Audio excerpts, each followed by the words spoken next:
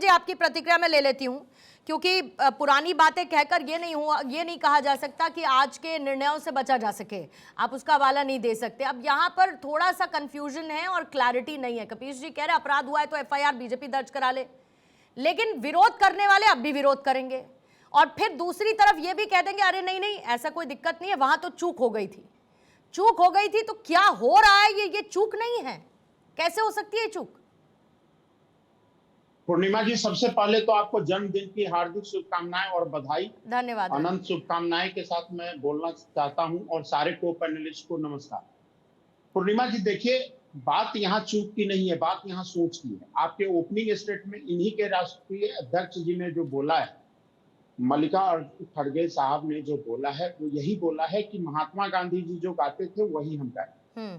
महात्मा गांधी के समय में 2026 में महात्मा गांधी जी नहीं है जब कानून ये बना है, देश के संसद से बना हुआ कानून।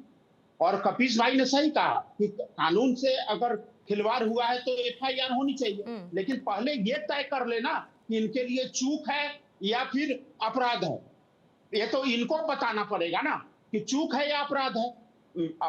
बात क्या है कि इनको तो दलितों के अपमान, क्योंकि जो संविधान से बनाया हुआ कानून है, संविधान कर्ता जो संविधान का निर्माण करता है, उनको इन्होंने सम्मान नहीं दिया। जब 51-52 में जब इनको आम चुनाव में यही कांग्रेस पार्टी प्रचार करके बाबा साहब भीमराव अंबेडकर को हराने का काम किया, इन्हीं के लोग को, नारायण काजलोकर जी को खड़ा कर दिया सामने।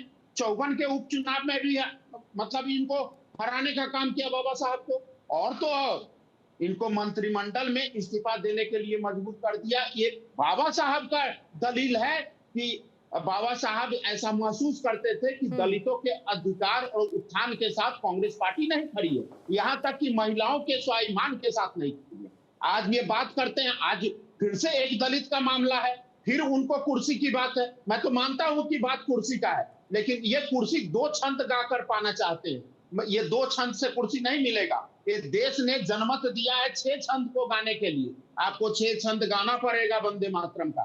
वंदे मातरम, कपीश भाई बोल रहे थे, ये मंच नहीं है वंदे मातरम को कभी भी कहीं भी कैसे भी गा दिया जाए। ऐसा नहीं है कि यहाँ पर हम टेस्ट दे रहे हैं अपने देशभक्ति का, लेकिन इनके लिए वंदे मातरम एक गीत हो सकता है, हमारे लिए राष्ट्रभक्ति का एक रगों में चलने वाला खून के जैसे संचार है। ये देशभक्ति का एक पैमाना है जिसको गाकर लाखों लोगों ने, लाखों सपूतों ने, वीर सपूतों ने अपने प्राण की आहुति दी है। हमारे लिए देशभक्ति का एक प्रेरणा स्रोत गीत है, तो हम तो इस बात को मानेंगे। लेकिन कहने का मतलब यह है पूर्णिमा जी कि जब भी बात इनकी आती है तो दलित के सम्मान के साथ ये खड़े हो जाते हैं, दलित को ये आगे कर देंगे। जब आपको याद होगा कि लोकसभा अध्यक्ष का चुनाव था, तब भी इन्होंने दलितों का अपमान किया। आज वंदे मातरम में कुर्सी की बात है, तब भी दलितों का अपमान करेंगे। तो दलित का अपमान राष्ट्रगान को एक गाना नहीं चाहते, ऐसी बात नहीं है। राष्ट्रगान में वो 2 दूसरी तरफ निशा जी ऐसा लगता है, चाहते हैं, निशा जी ऐसा लगता है, मैं आपके पास आती हूँ, जिसको पूर्णिमा जी खुश करना चाहते हैं, सिर्फ वो भी तो इनके नहीं हुए।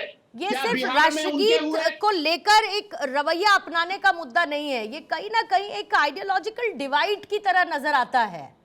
ये कैसे चल सकता है इस देश में?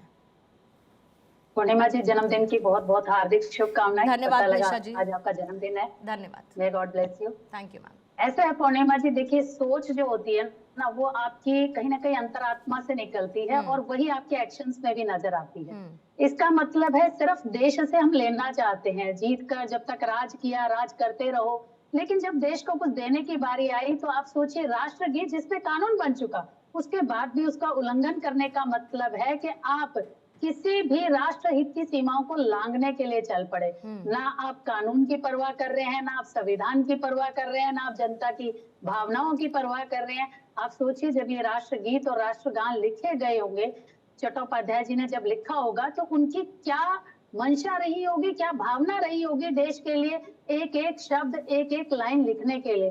लेकिन आज उसको, गीत को हम सिर्फ गाने के लिए वो सम्मान, वो सब नहीं दे पा रहे हैं। ये जनता देख रही है और इस तरीके की सोच से मुझे लगता है कि आप सिर्फ देश की जनता के प्रति नहीं, बल्कि सबसे ज्यादा अगर कहीं गुनाहगार हैं तो देश के संविधान के प्रति हैं, जिस संविधान की कॉपियां लेकर के आप खड़े होकर के बोल रहे थे बार बार, संविधान खतरे में है, संविधान खतरे में है, संविधान खतरे में है। जनता को गुमराह करने की कोशिश ना करें, क्योंकि जनता को पता लग चुका है कि संविधान खतरे में कौन डाल रहा है, संविधान की बात को कौन फॉलो नहीं कर रहा है। आज संविधान की धज्जियां कौन उड़ा रहा है, कानून बनने के बाद भी उसके सम्मान नहीं दिया जा रहा है। ये जनता भी समझ रही है, लोग भी समझ रहे हैं।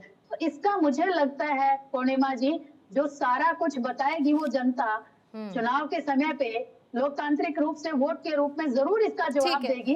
और आज जगह जगह पर रोष भी है इस बात को लेकर के। सबसे बड़ी बात है, कभी कहते हैं कि कुर्सी के लिए, फिर कहते हैं कि कोई वो बीमार थे, फिर कहते हैं वो बीमार थे, फिर कहते हैं वो बाई चांस हो गया, फिर कहते हैं कोई इनके सांसद कह रहे कि हम तो इतना ही गाएंगे। तो पहले तो कांग्रेस ना अपना बैठ करके ये विचार करे कि यादव जी क्या कह रहा है। ठीक है, यादव जी को इमरान मसूद से भी बात करनी चाहिए मुझे लगता है। इसके बाद एक कॉल इमरान मसूद को भी मिला लेना चाहिए कि भाई चूक है कि क्या है, मन में वही सब है जो कह रहे हैं। सबके विचार ही अलग अलग है, मतलब कोई एक बार कुछ बोल रहा है, कौशिक जी, कोई कुछ बोल रहा है। ठीक है मैम, वो जो हर जगह कांग्रेस का दिखाई देता है ना, कोई उधर चल रहा है, कोई उधर चल रहा है। यादव जी सारे जवाब लूंगी, सारे जवाब लूंगी। कौशिक साहब, बहुत मूल सवाल है, सबसे बड़ा सवाल शायद यही है कि क्या हमारे देश में आज वंदे मातरम में कितने छंद गाए जाएंगे, ये आपकी पॉलिटिकल आइडेंटिटी को क्या डिस्क्राइब करने वाला है? और दूसरा, अगर हाँ ऐसा है तो इसके लिए किसको जिम्मेदार माना जाए? पक्ष को जिम्मेदार मान लिया जाए या विपक्ष को जिम्मेदार मान लिया जाए?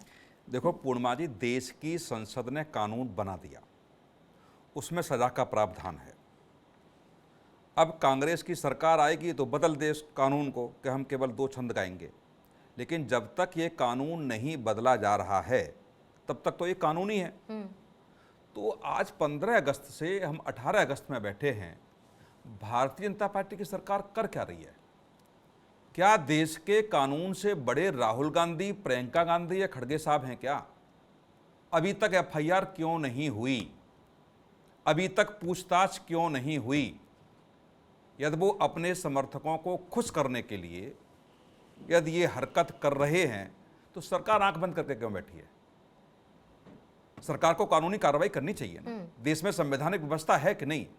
वो किसी पार्टी के राष्ट्रीय अध्यक्ष हो सकते हैं, किसी पार्टी की प्रमुख सोनिया गांधी हो सकती हैं, लेकिन कानून से बड़े नहीं है। इस देश में तो प्रधानमंत्री भी जेल गए हैं। तो मैं ये मान के चल रहा हूं कि यदि सोनिया गांधी जी ने, राहुल गांधी जी ने या किसी ने भी, भारत सरकार एक आदेश पारित करे, एक कमेटी बनाए कि जब से कानून बना है तब से जिन जिन लोगों ने इसका उल्लंघन किया है, चाहे वो किसी भी पार्टी के सही, कानूनी कार्रवाई होनी चाहिए। भाजपा के हों, सपा के हों, बसपा के हों, कांग्रेस के हों, कोई भी हो। केवल यह नहीं हो सकता कि कांग्रेस के लोग कानून का उल्लंघन कर रहे हैं तो चर्चा कानून उस पर होगी। कहीं से वीडियो भारतीय जनता पार्टी के भी आ रहे हैं तो वो भी चूक नहीं कही जा सकती, उस पर भी कार्रवाई होनी चाहिए, उस पर भी नियमानुसार एफआईआर होनी चाहिए।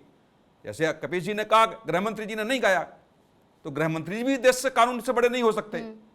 यदि ऐसा कुछ हुआ है तो मुझे लगता है, जहां तक मैं समझ पा रहा हूं, कि कानून से बड़ा कोई भी नहीं है। कानून के नीचे सब हैं, और ये संविधान में जो व्यवस्थाएं हैं, उस संविधान की व्यवस्थाओं को लागू कराना भारत सरकार की जिम्मेदारी बनती है, वो पार्टी से अलग हटके बिल्कुल। यदि कांग्रेस के लोगों ने कानून तोड़ा है और भाजपा के लोगों ने कानून तोड़ा है, सपा के लोगों ने भी कानून, किसी ने भी तोड़ा हो, तो एक बड़ी कमेटी बड़े स्तर का हो और कहे 15 दिन में रिपोर्ट दें। क्या दिक्कत है? ये चिल्लाने से थोड़ी होगा चैनल्स पे कि कांग्रेस ने ये कर दिया, कांग्रेस ने वो कर दिया। ये माहौल नहीं बनेगा। जब कानून तोड़ा है तो कानून कम से कम मुझे इस काम कर लेना चाहिए। ठीक है। निश्चित तौर से मुझे लगता है कि जो एक पश्चिमी उत्तर प्रदेश के सांसद का बिल्कुल खुल्लम खुल्ला बयान आया है कि मैंने पहले भी नहीं गाया। आपका बयान सुनिए ना, मैंने पहले वंदे मातरम गाया ना अब गाऊंगा। इसका मतलब 2 छंद पहले वाले भी उस सांसद ने नहीं गाए।